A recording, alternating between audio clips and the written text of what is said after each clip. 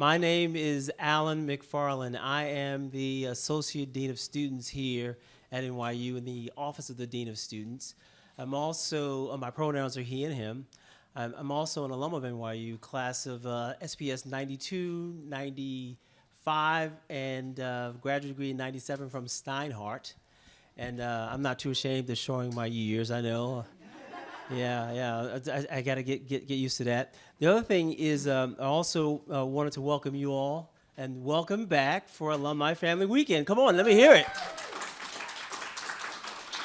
Violet rules. And so we're very, very happy that you were able to join us today. We're very excited for the program. And welcome to the photography of Ralph Ellison.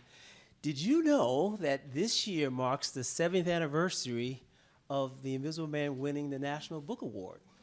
So we timed it perfectly. And so the other thing that's happening is that I also want to, before I introduce the panel, I also wanted to recognize that Ralph Ellison, a little bit of background, he was the Albert Schweitzer Professor of Humanities at NYU from 1970 to 1979.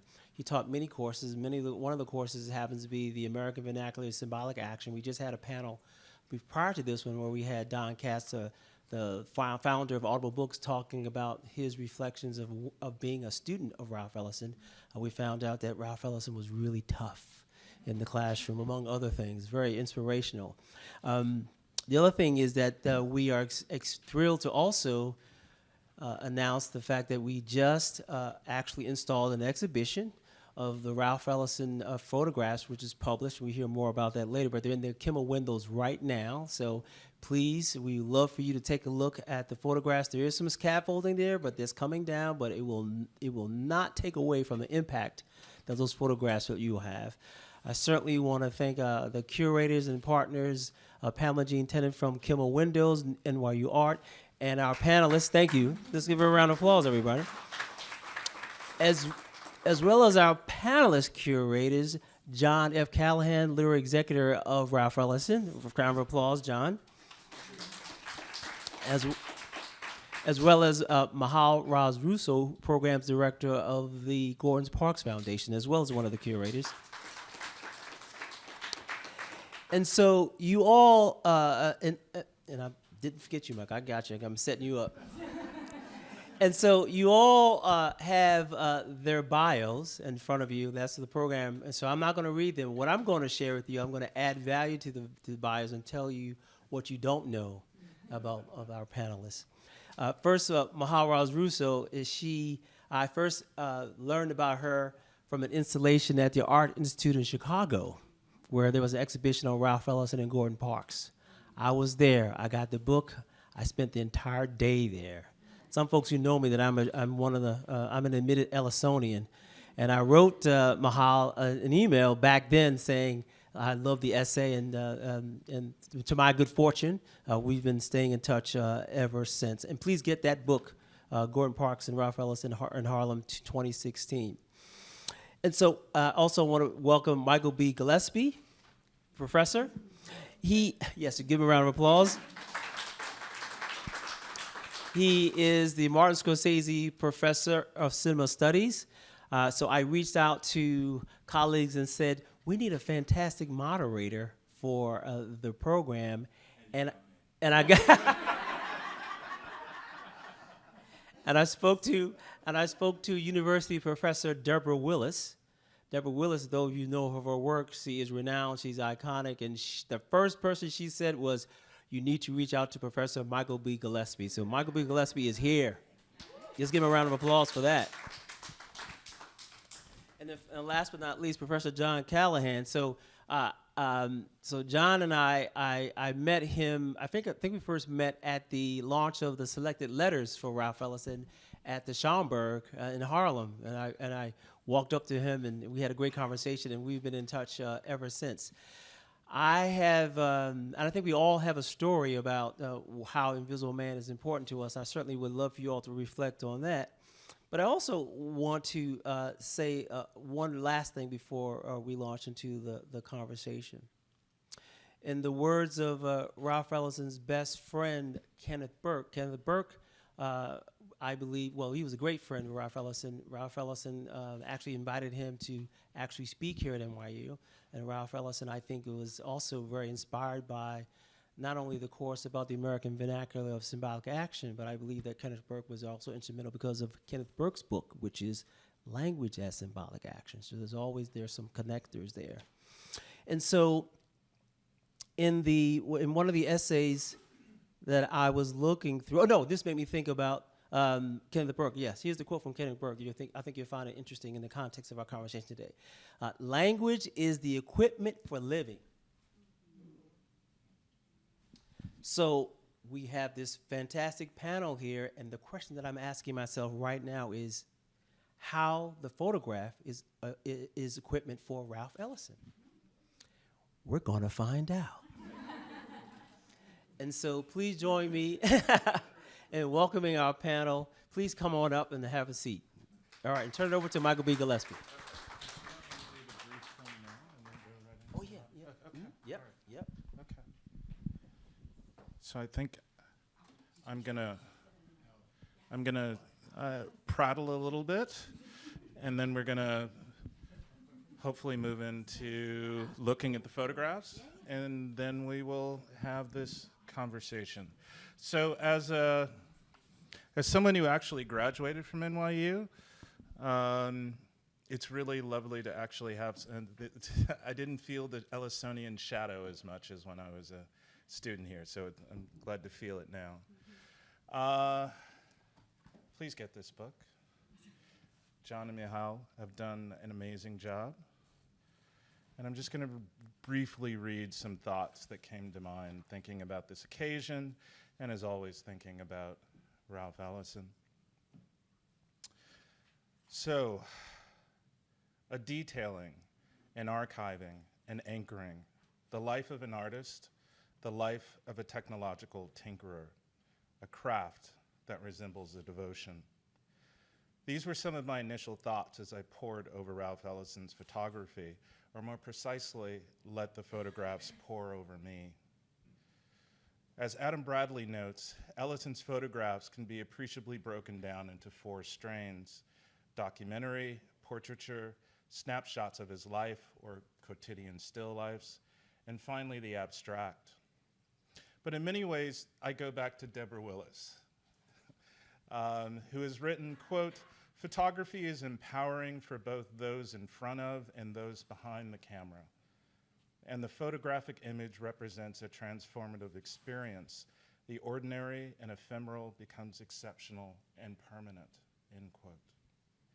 The exceptional permanence of Ralph Ellison's photography demonstrates the rich complexities, formal inventiveness, and radical care of the art of blackness.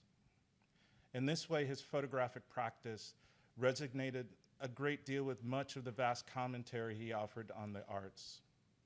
For example, in his The Art of Romare Bearden, he writes, quote, "Bearden's art is not only an affirmation of his own freedom and responsibility as an individual and artist, it is an affirmation of the irrelevance of the notion of race as a limiting force in the arts," end quote. Ellison's measure of this limiting capacity has everything to do with how too often the work of black artists is immediately read through the lens of sociology. Representation may very well matter, but not in the terms of merely an unmediated reflection of a truth or any other fantasy. As I tell my cinema studies students, if you really need to see yourself, go look in a mirror, not at a screen. Furthermore, Ellison's photography, much like his writing, refuses the kind of respectability ploys of either positive or negative images.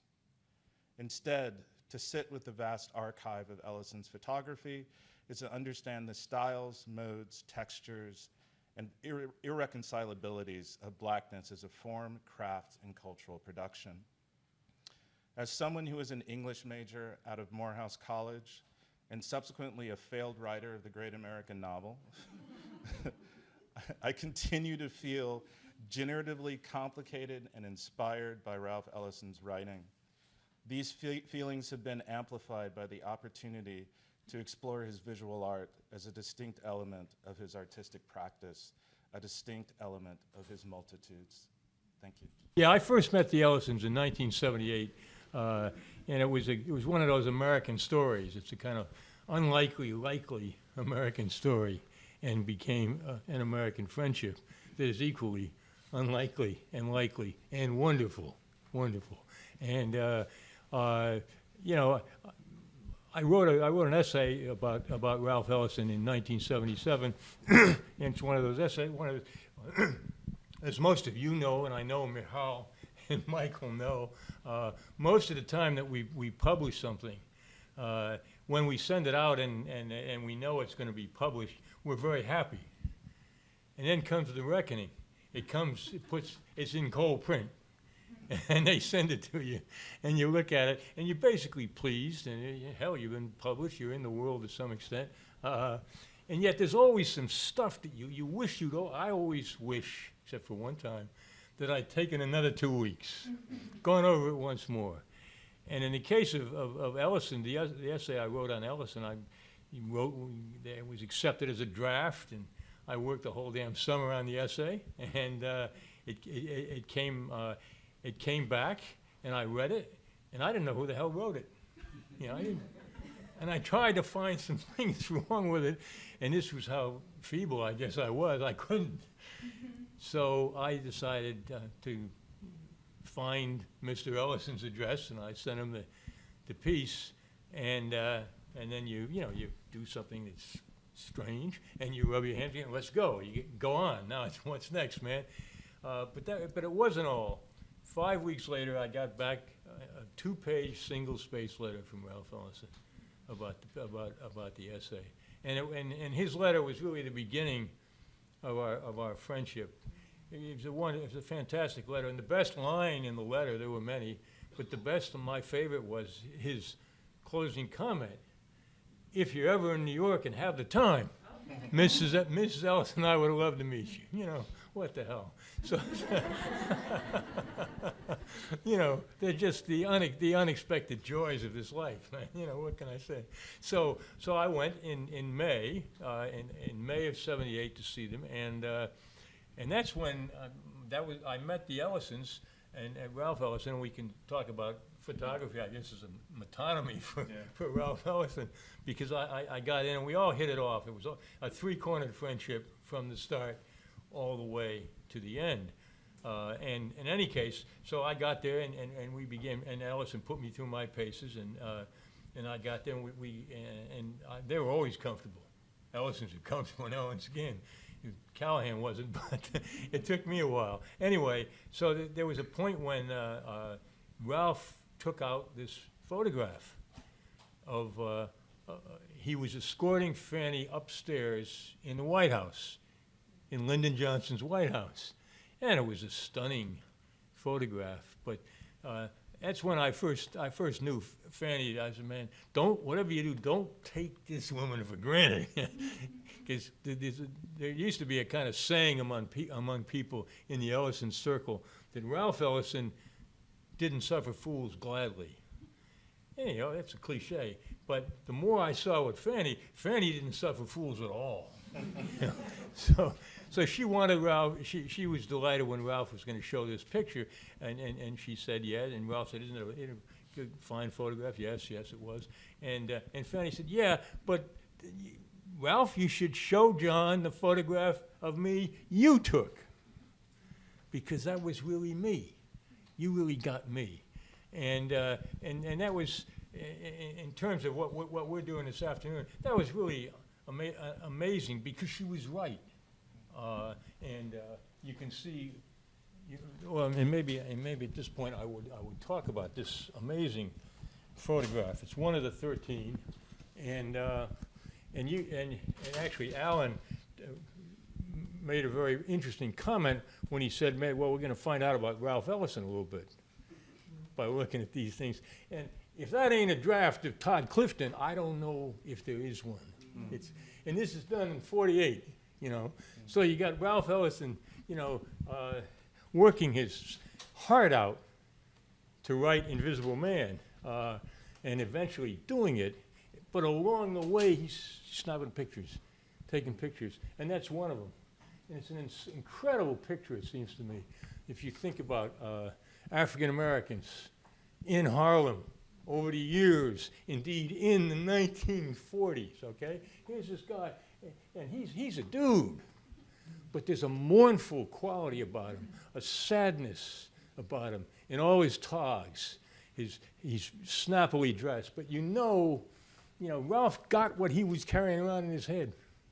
And so it strikes me when I read Invisible Man the next time, I thought, my God, that's when I say the next time, it's a misstatement, because I hadn't seen that picture until Michal and I looked at the photograph. So the next time when I saw that picture, I saw Todd Clifton, and then when I read the book, there he was. And that's so you see this intersection in Ellison's work when he starts to photograph. He's also a writer who is photographing. So I wanted to mention that, but I know that's a digression. I want to come back to Fanny's suggestion to Ralph that Ralph show me the picture he had taken of Fanny, and now I'll have to look. This is not in the 13. Oh, there it is. Oh, it is. It's right there. Yeah, I'm sorry. Thank you. There you go. Okay, so Ralph was shy about showing this, and he said, "Not now, dear. Maybe after dinner." So after dinner, I reminded him, and he brought it out. And this picture of Fanny, it's so much greater than the picture that I think for a guy named Frank Hoy took for the Washington Post. And you look at the picture, and it's not the resolution and so on, but there's Fanny. And what I wanted to mention again was to take off from the remarks of Alan and Michael that Ralph Ellison just wasn't taking pictures. He was trying to bring personality out. African American, Caucasian, human person. Wonderful bits in your talk where you wove everything back to the human and the humane. And so that's what Ralph would do with the pictures. And so when he agreed to write an essay about Harlem is nowhere. As he started to write and walk through Harlem, he decided that really he needed a photographer. In order to do this, you had to have a photographer. And so he went to his, at that time, pretty good friend. They became very good friends, Gordon Parks. And they did that. But always it seems to me that when I look at Ellison's photographs, I see wonderful photographs, but I also see a writer taking the photographs. So, thank you. That's great. Thanks so much for that. Michal? Yeah. I'm very curious to hear your thoughts about, the point that John is making about a writer taking a photograph, which also kind of raises a question around photography and textuality. So you've also done, of course, extensive work with Gordon Parks, another figure, a photographer whose writing isn't as well known, but someone as well who's working across these two mediums. What kind of struck you initially in terms of your initial dive into this archive of Ellison's work about appreciating his sense of the medium and textuality, and also his early darkroom moments? Right. Yeah. Yeah. Thank you for that and for that beautiful introduction. And Alan and Pamela, thank you for organizing such a wonderful series of events. So I guess I'll answer your question by starting to talk about, as John did, the first time I encountered Ellison as a photographer, which actually began with Gordon Parks. In 1952, Gordon Parks was commissioned by Life magazine to do a kind of, it was part of a section they called Looking at Pictures in the magazine, which was intended to be a kind of place to show the creativity of photography. And he decided to do a story celebrating the release of Invisible Man. And these photographs are very well known. One of Gordon Parks' best known images, The Emerging Man, which is of course the final scene that never actually takes place in the book, that Gordon created as a photograph. They were very different than his other images. They were staged images. He got an actor to pose. And I started researching this body of work, and I realized there was actually collaboration with Ellison. And it was actually a reprisal of an earlier failed collaboration that was never published that they'd attempted to do in 1948, Harlem is Nowhere, which John just spoke about. Ellison was commissioned to write an article for the Magazine of the Year about the Lafargue Clinic, which was the first non-segregated psychiatric clinic in New York City. And he decided that he wanted to do something a little bit different. He wanted to use the clinic as a kind of symbol for the broader psychological condition of segregation, specifically in Harlem. And he decided that he wanted Gordon Parks to take the photographs. The photographs would have to accompany it, and he chose Gordon Parks. They were introduced by mutual friends living in Harlem. And he actually writes a letter to Richard Wright that says that he's hoping to do something new in photojournalism. So again, as you just mentioned, Gordon Parks, a photographer really interested in writing, Ralph Ellison, a writer really interested in photography. What the two men had in common is a really acute understanding of the relationship of image to text, specifically in mass media. That is, how do images manipulate the way we read text and vice versa? How can text manipulate images? So if you think about just even seeing an image in a newspaper, how much your reading of that image can be affected by the caption, right? Like that's the most straightforward example. And they understood that if they worked with that concept, right? If they conceptually thought through what it means to show image and text, that they could create something new, that they can get across certain ideas that they had in ways that weren't just purely about documentation and reportage. And Ellison, when I started researching this body of work, it was lost. You know, Ellison published Harlem is Nowhere as a short story and as an article in Harper's Magazine almost a decade later. The story was lost for years. And I started searching for traces of it in Gordon Parks's archive, because the magazine that it was supposed to be published in went bankrupt. So right at the time that the article was supposed to come out. And with the help of another scholar, Jean-Christophe Cloutier, who at the time was doing research in Ellison's archive, he had the other piece of the puzzle from Ellison's archive. And it was at that point that we were able to put it together. And one of the things that was brought to my attention was this kind of manifesto that Ellison wrote, a kind of instruction manual that Ellison wrote for Parks, instructing him what kind of photographs he wanted him to make. And he wrote, the very first line in that document, it's a 2-page document, is he asked Gordon Parks to create images that functioned as both document and symbol. And that's really the key to understanding the two men's entire practice, right? What does it mean to make a photograph that's more than just a document?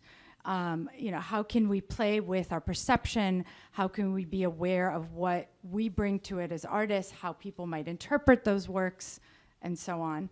And they worked side by side on this article, and they went out. And that's how I discovered Ellison the photographer, was through looking at Ellison's archive, which is the Library of Congress. It turns out that there's a massive photography archive there. And we discovered that Gordon and Ralph walked side by side, creating very similar images of the same subject matter. And ultimately, that project in 2016 was about Ellison's words and Gordon's photographs. But you know, after taking a little dip in that archive, it became very clear to me that there's a much bigger story there.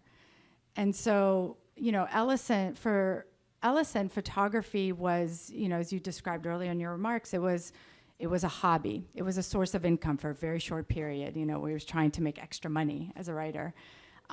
It was a note-taking tool. It was an artistic outlet. He saw the camera as a way to kind of echo what he was trying to do in his writing, right? Explore different ways of seeing, explore different ways of blending styles, to see how we can present reality, how we can interpret reality, how can we, you know, how can we mediate what we see, and in turn how somebody else interprets it. And what's incredible is that, yeah, you see certain scenes from his books enacted in the photographs. You know, some of his contact sheets are like sketchbooks for scenes in Invisible Man. It's kind of remarkable. But you also see him really testing out different kinds of styles in the same way that he blended different writing styles in his novels. He's doing that with photography too. He's trying to find different way of looking. And he has this great line in a letter that he writes to Albert Murray, that he's asking him for advice on what kind of camera to buy. And he closes with, "You know me, I have to have something between me and reality when I'm dealing with it most intensely." So that kind of sums up his attitude about it, is he's experimenting. He's a technician, he's a tinkerer. And, he wasn't trying to become an artist. It was just another tool for him. And it echoes his writing, it echoes the various kind of struggles he had as an artist throughout his life. And I think that's what's really beautiful, is to think about it as just kind of another tool, in the same way that words were another tool for Gordon. No, thank you so much for that. I mean, the way you're talking about the context sheets, it's almost as though they're the lost storyboards for the, which reminds me.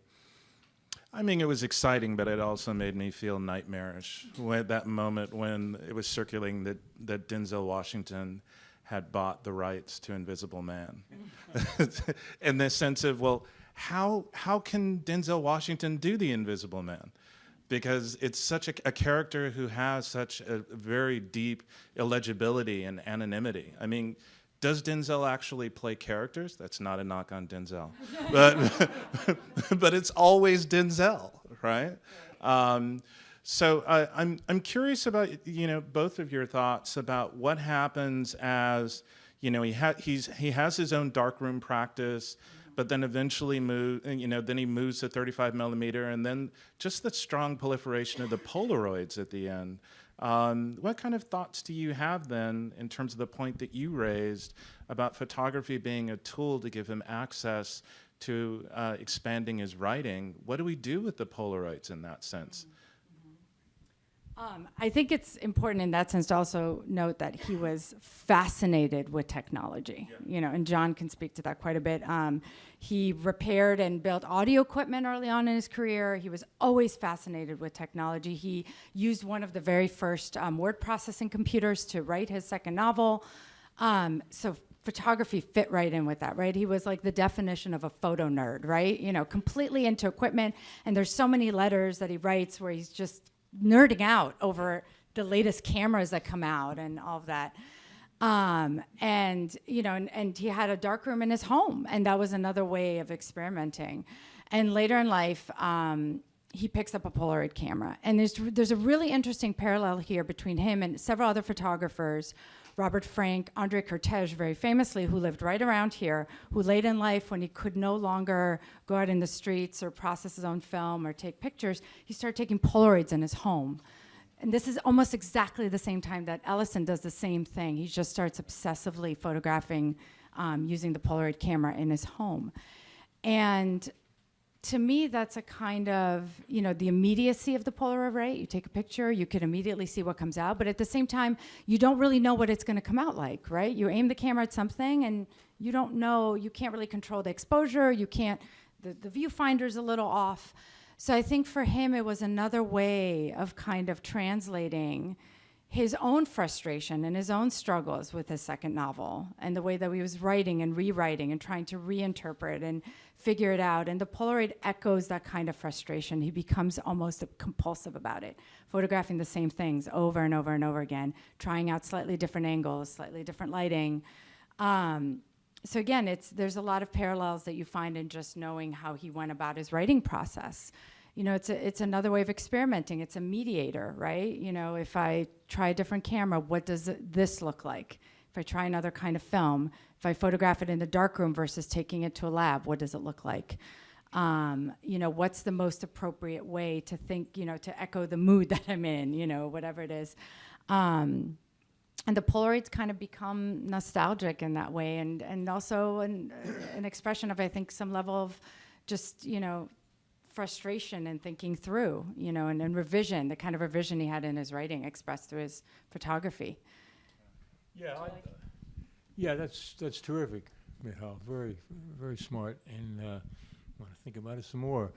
A couple of points I'd add to that. It seems to me there's something that Ellison was fascinated by technology, and whenever anything new came out, he wanted to see what it was all about himself. he didn't believe the cliches about it. And so the Polaroids came out, and he was very interested in what he could do with them. And then another related point is the Polaroids basically are Ellison's attempt to really show his private life in an intense way. And you talked about the quote about the document and the symbol. Ellison's first, what was that line that he wrote to Gordon? You know, that a photograph had to be two things. And Ellison was always fascinated with something, with a realism beyond realism is the word he uses, the phrase he uses. And that's just not gibberish. I mean, he really knew what he was talking about. If you read King of the Bingo Room, the King of Bingo, you will see that in his story. And then it's interesting because I want to show, I don't know. I think that was in there. Yeah, that last. Yeah, it's the last. I saw it. And I don't know if it's clear enough.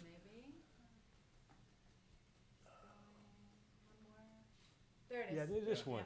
And I wish it were brighter, and again, it's the same thing. But you look at that photograph, and it's private, but it's not simply private. You got the television on, you got books, you got all kinds of things. And it seems to me, and then you got the neatness, the formality of that damn bookcase, you know? And Ellison was trying, I think this is, I love this picture. Ellison's trying to say, you know, the days of formality and not being distracted are over, brothers and sisters. This is about distraction. And at times what he does with Polaroids, with fruit, with the dinner he and Fanny were going to eat, with the way a bird looked out the window, he was trying to, you know, strip away distraction briefly and show an actual being. And I use that word advisedly because they very often were living. They were animals, you know, dogs and birds, trees, the leaves on trees. So and you know, he was getting older too at this point. So there was a way in which he could use this art form he loved, photography, in a way that didn't tax him too much, you know, that didn't tax him to the extent that Michael so brilliantly talked about in terms of all that was needed to be any kind of photographer. So, you know, the Polaroids, we put this last in the book, and like so many things in Ralph's work, he always used to say that his vision was the American vision. What he meant by that was it was a tragic comic vision. He has this wonderful stuff where he talks about you know, that it's imperative that Americans be able to laugh at each other. Because he said the minute we don't laugh at each other, we'll kill each other.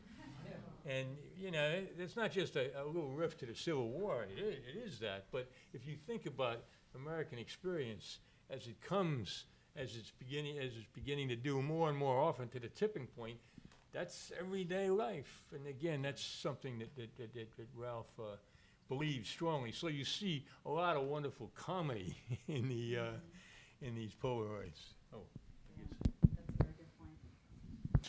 Now you're reminding me when my oldest son was in middle school and did a school trip to Gettysburg, and he looked at me and he said, "Dad, what's really the most important thing about the Civil War I need to know?" And I looked at him and I said, "Well, what you need to know is it's not over." You know, he was right. So I really appreciate the way both of you are kind of talking about, I mean, even though we are looking at still images, that these are images which still have this kind of animacy to it, that these are images which, you know, they almost deflect this kind of rush to come up with some kind of definitive meaning or insightfulness. I mean, there's some things which we will never be able to access, you know, like I think, you know, Walter Benjamin goes on in his essay, The Task of the Translator, that we need to respect those elements that will always be untranslatable, right? So I'm curious then, what image for you have you embraced its capacity that it can't be translated? Something that just kind of lingers for you, something that, dare I say, still haunts you about his photography. John, do you want to take it? Oh, it's so hard. You can just open the book and pick. I know, right? There's so many, but that's exactly the point. I think it's so interesting because it's hard to pick just one, right? Because it's worth actually, I'm not gonna dodge the question. I'm gonna answer. I'm gonna pick one. And John is going towards them in a way. I think I know which one I'm going for. What was really incredible, and I think what addresses some of this, was just being at the Library of Congress and looking at this collection, right? John and I kind of, the collection is organized and there's some themes and there's some dates, but it's essentially, you're talking about thousands and thousands of prints and images. Some of the things that he would go and take to the local drugstore to be processed, the stacks were still in the same envelopes, and you're opening up manila folders and there's 100 Polaroids just coming out. And so the experience for John and I to sit at the Library of Congress, and this was kind of like still COVID, so they wouldn't let us sit at the same table. We had to sit at two separate tables, and it's very quiet, and they have all these rules, and we've got just dozens of boxes coming at a time, and John and I are just screaming to one another across the tables. Look what I found! You wouldn't believe this!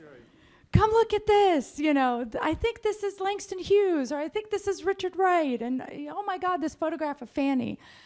And the breadth and depth of the photographs and the range and the way that he printed and his hand on them. And then his decision, what was really striking was just to see the entire range. And that in itself was such a huge mystery for me, right? The decision, the way he would crop images, the way he would print, the way he would cut up sheets of paper and make a little contact sheet, but just rotate it a little bit on the piece of paper so that the borders weren't even. Or he would cut up negatives and assemble them all in a single contact sheet to make a storyboard. That even the collection as a whole had that haunting quality to me because it felt so much that his hand was in it. This wasn't someone trying to make a body of work or even a single series or set. This is somebody that was just obsessed, and knowing what I know about his writing, that's how he wrote, right? Like he rewrote the same passages over and over and over again. He was never happy. He kept rewriting. He kept trying. He kept manipulating, which is part of the reason why he only finished one novel during his lifetime, right? It was there in his photography. And the images of children in particular are so moving, and you could see him thinking about the representation of Black Americans in the press. And, in those earliest images, you could see him working through that and thinking of it and trying to reconcile it. And then you get into these kind of modernistic experiments. I don't think we have any here, but he has this whole series of photographs in a dentist's office of dentist equipment. And again, fascination with technology, with abstraction, with trying to convey the chaos and the struggles and the frustrations that he has with what it means to be American, Black American. You could see that coming out with all of these different subject matters that he's playing with.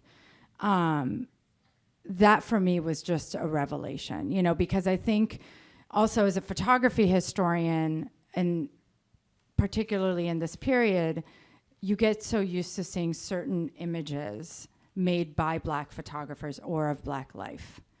That's a way to think through it. And then to look through Ralph Ellison's photographs, and you have the portraits and you have the documentary street photography, which evokes that style, but then to come across these kind of still lives or landscapes or objects, like the Polaroids, and see it so clearly as a continuation, as an extension of those same types of photographs was just revelatory for me. And just made me completely rethink of what it means to look through images from that time period. And I'd like to take a crack at your question. I mean, this kind of labor of being a self-identified American artist. Right. Yeah.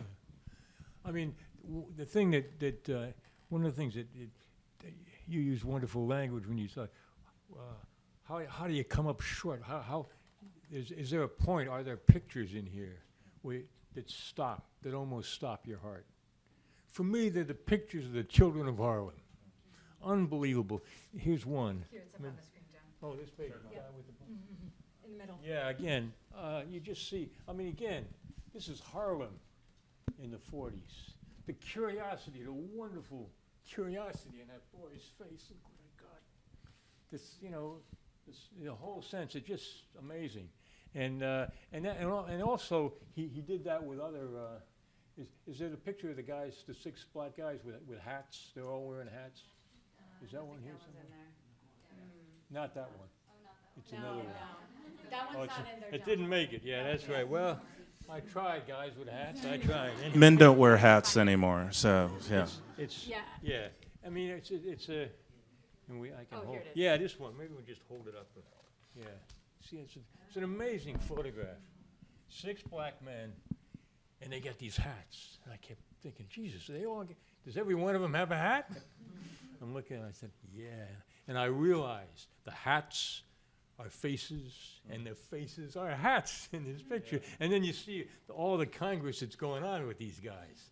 Yeah. It looks like one of them is an enforcer, and the boss man is pointing his fingers as if to say, don't push me too far. It's amazing the way that Ellison describes so many. It would take you 20,000 words to write that. But more than anything, what really moves me the most, even more than Fanny. Even let's say you don't think you can be moved anymore, and you see some of these pictures of the children of Harlem, and he has girls, but there's a special thing that he has about boys in Harlem, and all you got to do is read a couple of pages of his life to know why, because he puts himself into those boys. And those boys to him, it's wonderful. You two are. We could probably keep talking till they turn off the lights and kick us out of the building. But I am reminded we're supposed to have a Q&A. So, does anyone have any questions? Yes, you in the back.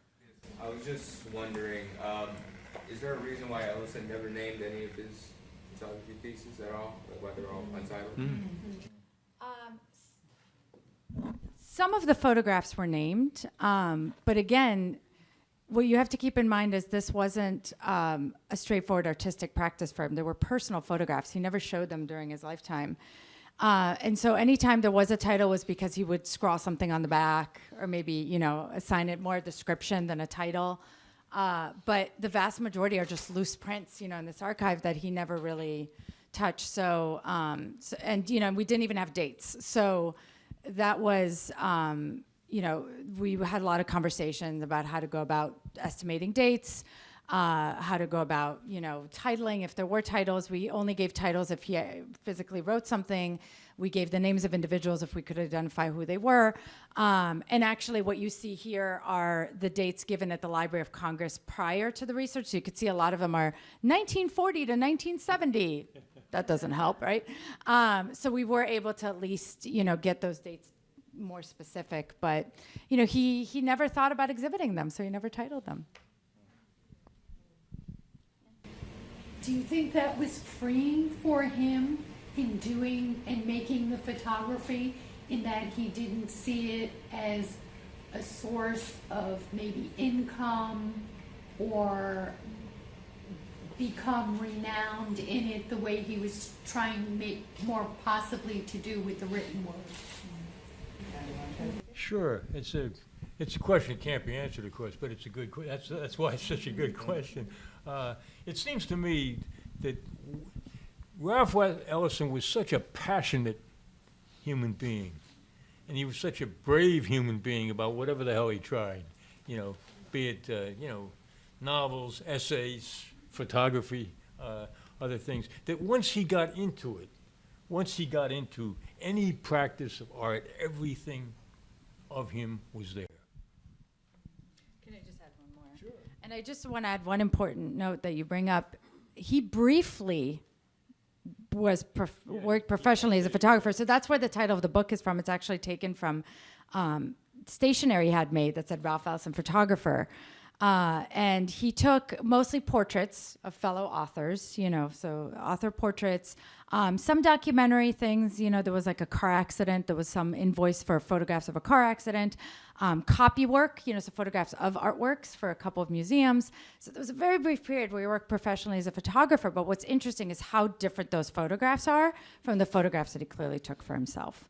There's a marked difference, it's much more straightforward, it's very, objective from the ones that we could tell are those kinds of professional images. But, so I think it was absolutely freeing for him because he tinkered, to use his word. Got someone here in the back who's going to have to speak from the diaphragm. What do you think he would have thought involved in digital photography today and the cell phone cameras? Do you think he still would have shot film, or what do you think? What do you think he would have said about digital?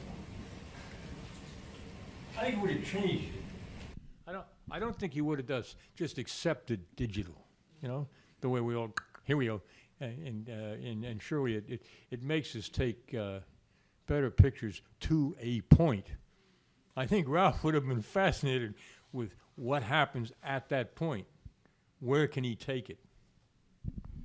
I'm sure you probably got an answer to that question too. Well, every one of us is probably carrying thousands of photographs in our pocket right now. But, all of us are begging for an archivist, I think, in that way. But there's also the fact that, we can do retouching of the photographs in such a way. We can do multiple pictures of a particular image. You can be like, oh, well, she blinked. And all of these things that we can do to kind of achieve this point of the perfect photograph. But I think it's a question we have to ask ourselves of, is the purpose of photography perfection? Or is it more about the process itself, which I think is quite fascinating when you're dealing with film, when you're dealing with 35 millimeter, you're dealing with Polaroid, is that, you're kind of speculating about what the product will be, what the result is. And you can only train yourself to control so many circumstances. I think Ralph would have answered your question. The way you think it's not perfection. It's not. Yeah. But I think that's absolutely true. And, he kind of looked at each piece of technology and thought, how can I use this? What does this offer me? And in turn, how can I manipulate it? So he starts out shooting large format and medium format film, right, which takes a certain kind of care. And then when he goes abroad, he switches to 35 millimeter because it's convenient, right? He's traveling.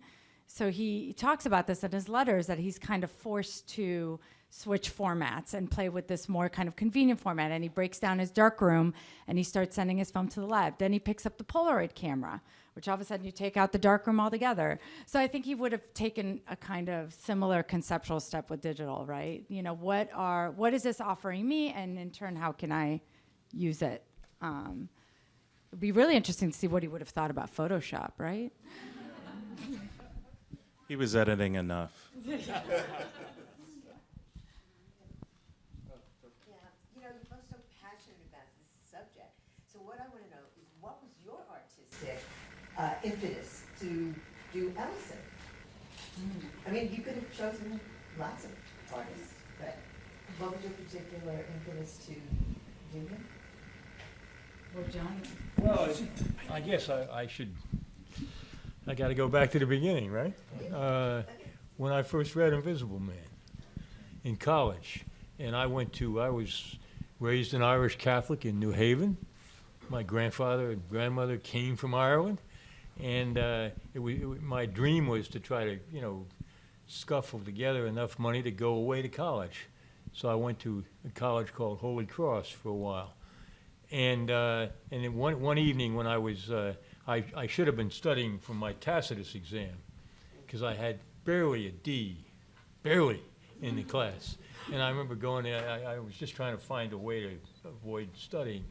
Went to the cafeteria, and this guy who was kind of a bore, and he rushed up to me, and I started to stand up because I didn't want to talk to him and sit with him. And he said, "You got to read this book. You got to read this book." And of course, the book was Invisible Man, and you know, I tried to put my hand behind him, and then the book fell on the floor. I went, "Invisible Man," and he kept pushing me, and I had to read it. I said, "Look, I'll take it. I can't. But please don't pester me until finals. I can't read it now." And then I go back to my room, and started to do my Tacitus for 10 or 15 minutes, and then, you know, they had those. Well, most of you wouldn't know this. They had these monastic Jesuitical beds, you know, so we had to sleep in this damn place. And I flicked the Tacitus on the bed and picked up Invisible Man. Anything, I can't do this Latin anymore. And I started to read Invisible Man. Maybe it's a dark, deep New England night in the spring, and I started to read Invisible Man at maybe 8 o'clock, 10, midnight, 2. Stayed up all night, and it was, and I wasn't finished. And I had my class was like a 9:30 class, and I just read the damn book until I finished it, and of course the Tacitus class was over at that point. And I give this background to it because I realized that I, you know, God, that's me. That was me. And at this point, you know, as I said, I'm Irish Catholic, so I read Fitzgerald's Amory Blaine and this type of Paris. I go, oh yeah, that's my identification, you know. And I read the old Jimmy Joyce, Portrait of the Artist, Stephen Dedalus, and miserable, self-loathing, self-exiling Irish guy. And I thought, that's me. And no, not as much as this guy. He was a kinsman, so it never stopped. I mean, for me, I'm a photo historian. I've always studied photography, and it was through this work with Gordon Parks that I started being interested about how do photographs exist in the world? What are their function? You know, that's what makes photography so extraordinary for me as an art form, is the way that it exists in the world and the way that it circulates in the world. And so when I encountered Ellison, a writer, using photography and, you know, everything we talked about this afternoon in terms of what he did with it, it was just such a fascinating turn. It was such a fascinating different perspective on what photography can do and how it can function. And this notion, again, of document and symbol just opened up so many different, you know, ideas for me about what it was and how artists think about it and how we as viewers encounter it. So it was just, for me, it was just the obsession became this extraordinary fascination with just a different way of looking at it as a medium or as a tool. What about you, Michael? It's a hell of a good question.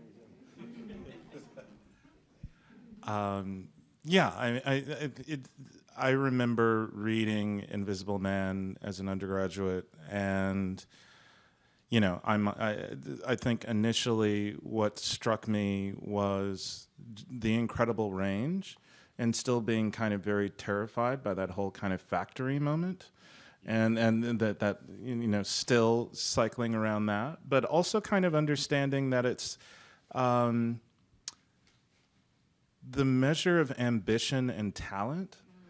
It's lockstep. It's such an incredible exercise to actually read Invisible Man from start to finish, and to check your own marginalia along the way. You know, I still like to hold on to my original copy. That it might not be the perfect copy, but it was the first copy I read, and then to collect copies along the way and to go through that marginalia along the way of a text that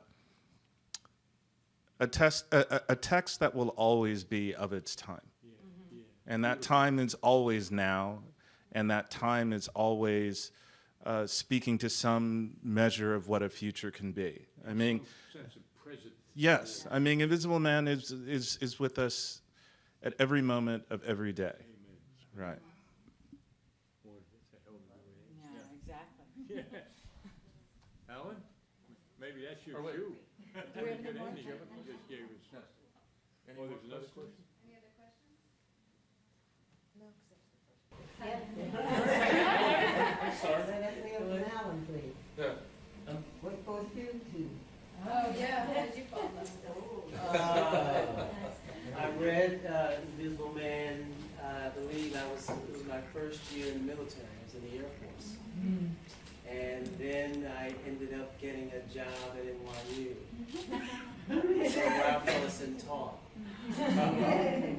And then I read Music for Man a second time, and then that marginalia question is so awesome because it's a different meaning for me. And then when you use electronics or technology, you can do a search in the book and you can find out how many times he's actually said something. And he talks about the Thornian apartment building, which is connected to Greek mythology, because you can never really understand the universe because it'll make you mad. That's the kind of deepness that comes out of Ellison's work, and so I've been just looking into the archives over the years here, and I've been to the Library of Congress. Barbara Baer, who's also been a friend of Ellison as well, so certainly want to lift her up as well. So we know that this is just 1 hour, but I want to thank the panelists. I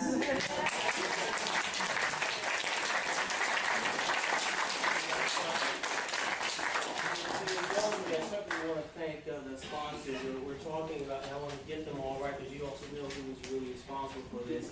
Again, for the panel making this happen.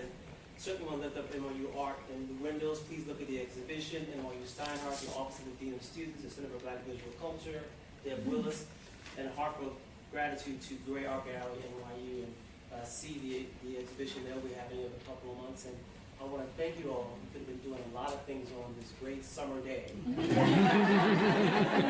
Welcome and enjoy